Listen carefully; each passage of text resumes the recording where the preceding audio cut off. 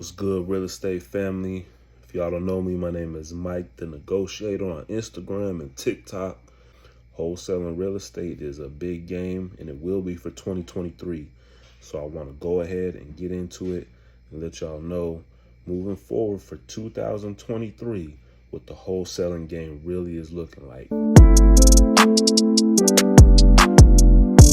This video is for my people in the game right now. Maybe you're making 1 or 2 deals.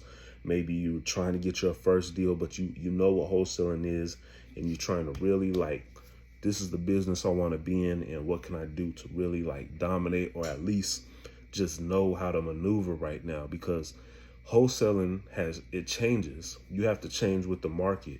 You're almost essentially the same as a realtor, but you don't have a license. You have to know the market. You have to know how things are changing within the market in your area across the nation, to know where you can go find deals, to know how to give effective offers and find buyers and connect all those pieces. Wholesaling is a business, and so you have to treat it like one, which means you got to do your research. You got to know what's going on in your market or the markets that you choose. You can't also just jump around to different niches in wholesaling. Some people like to do probate lists. Some people like to go on PropStream and get hundreds and hundreds of lists of vacant properties, zombie properties, tired landlords. You have lists all over the place, and you're wondering why you're making hundreds of calls and you're getting 3 people. You really want to lock in to one niche. Meaning, do you want to do nothing but probate lists? Do you want to do nothing but pre-foreclosures?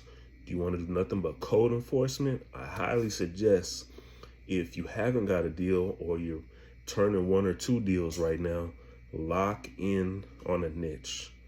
You can choose different markets, but just stick with the same niche, because there's different scripts and ways to talk to people with each list and each niche. So you're not going to talk to pre-foreclosure people the same way you talk to for sale by owner or code enforcement or probate. Different sensitivity levels. So when you focus on one lane, you can lock in with your script.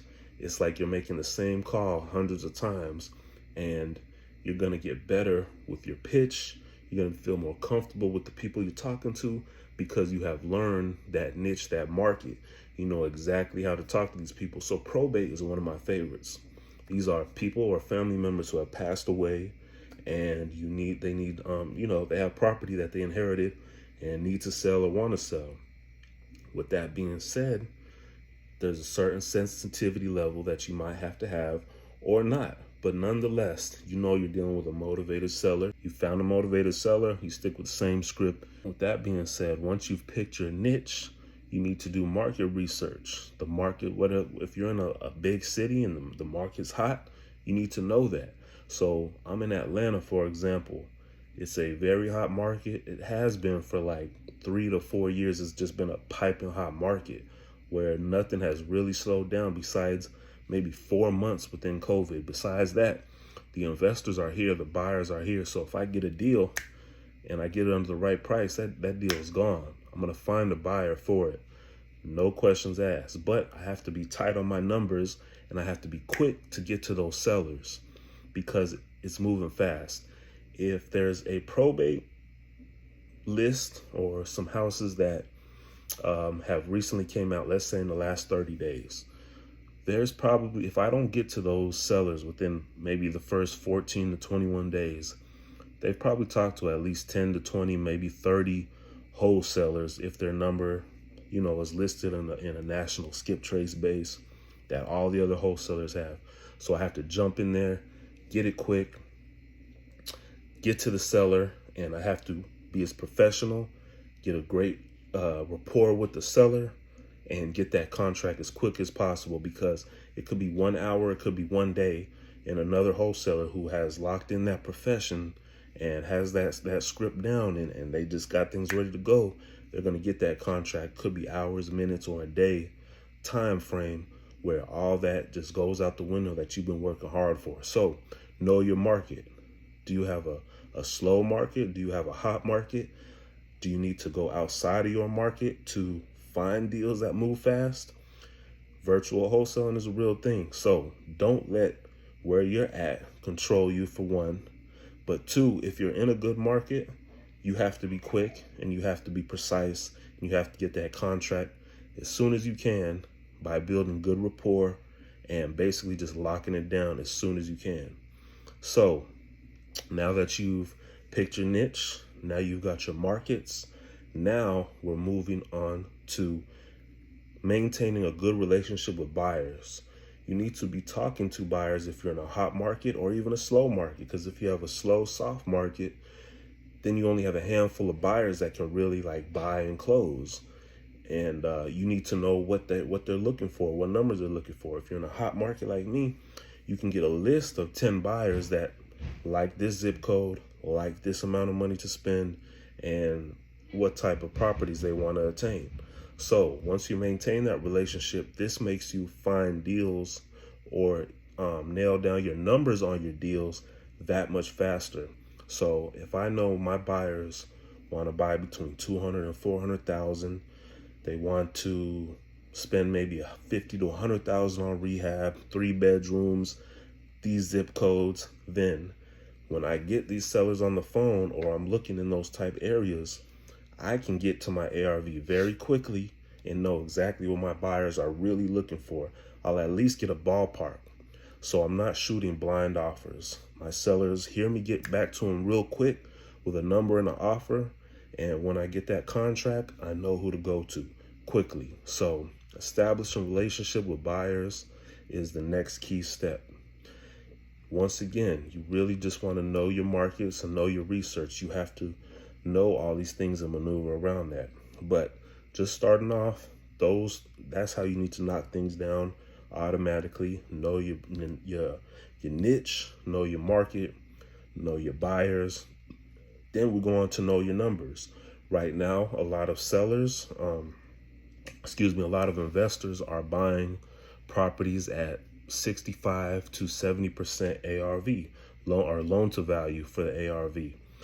That means that you need to factor in a lower cost than what you would normally factor for a house that is below value. So a lot of investors are factoring in like a 5 to 10% buffer because the market goes up and down every other month. So your ARV and your numbers need to be tight. Your max allowable offer to your seller needs to be tight. And once again, that goes back to talking with your buyers, knowing your buyers. Once your buyers give you numbers that they use, you should be able to tack sellers like, hey, just give me an hour. I'm going to go ahead and run my research and I'll have an offer for you in about an hour or two. And you'll have a solid offer for them, and either they'll take it or they won't. But you will come off more professional and more targeted, and you will get more contracts, and your buyers will be very impressed with the numbers that you're giving to them. Because once again, wholesaling has become like a wave or a trend. So many wholesalers out there, or pretend to be wholesalers, or people who think they can wholesale, and they mess up a lot of deals and they make sellers run to realtors. But in the case that you're finding these sellers and they're listening to you, you have to be on point, because you get a very small window of getting in these sellers' ear and letting them understand you're professional and you're going to get this deal to the closing table. So they have to trust you, and then they'll trust your number. You lock the contract down. So be tight on your numbers, so that way you don't have to keep going back to the seller saying, we got to go a little lower. You know what your buyers want. You know what your market is. You know what your seller's looking for. That's it. You're a professional. You got a business. That's how you get wholesale deals done.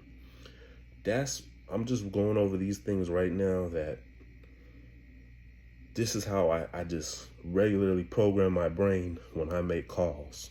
All those things I just discussed, I automatically run through in my brain within about 5 to 10 minutes, all those steps. What does my buyer want? What does my seller need? What is the market looking for? What's the ARV? I'm already running that down within a 5-minute conversation with the seller. So that way I can get through all the sellers, all these calls, lock down contracts, or if not, pass them to the go on to the next one. This is just the start of 2023. So a lot of this information I spit out right now should help you in a major way. You don't need to overthink the process.